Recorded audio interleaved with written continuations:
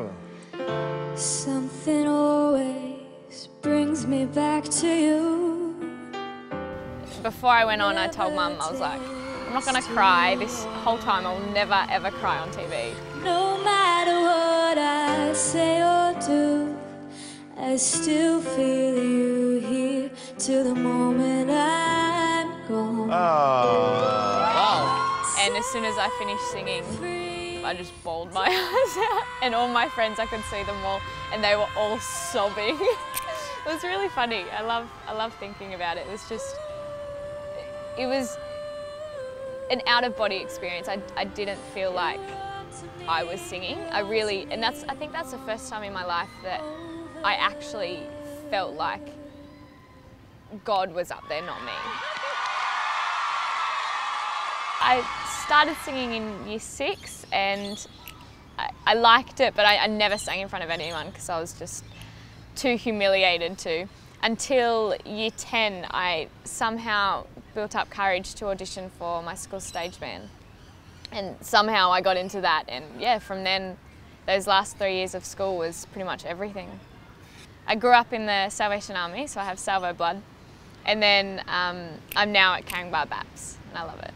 I was baptised in year 7, and to me that was, I thought my faith was peaking then, and then through this whole situation it's just gone even higher. So yeah, I think it varies when you get older. Close enough to start a war. All that I have is on the floor.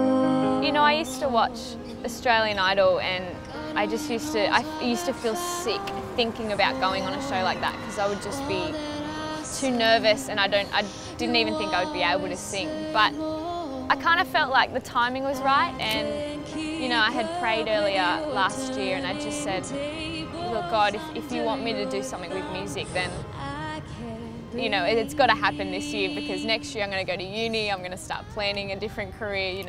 I kind of confronted God about it. But yeah, and then the voice happened, and I just thought, if that's not a clear indication, I don't know what is.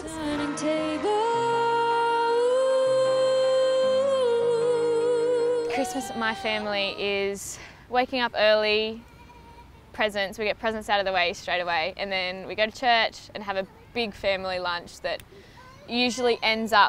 always ends up in everyone throwing the wrapping paper at everyone, and it's kind of a family tradition. And then at night time, I think we do my other side of the family, so very family orientated. You wake up on Christmas and there's something different about it. That it's almost like you go outside and it's a fresh start. It's almost like that's the start of the year. But I just think it's so beautiful to remember what happened that day. And I think that's why it feels so different.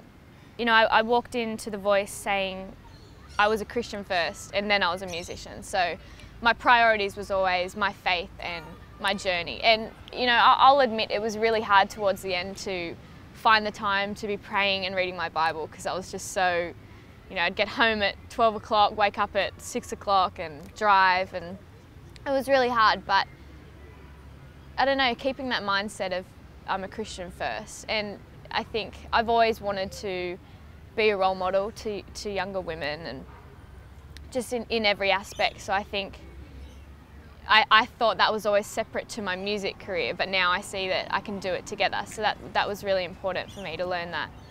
So yeah, definitely I think throughout this journey I want to proclaim my faith and just be honest about it.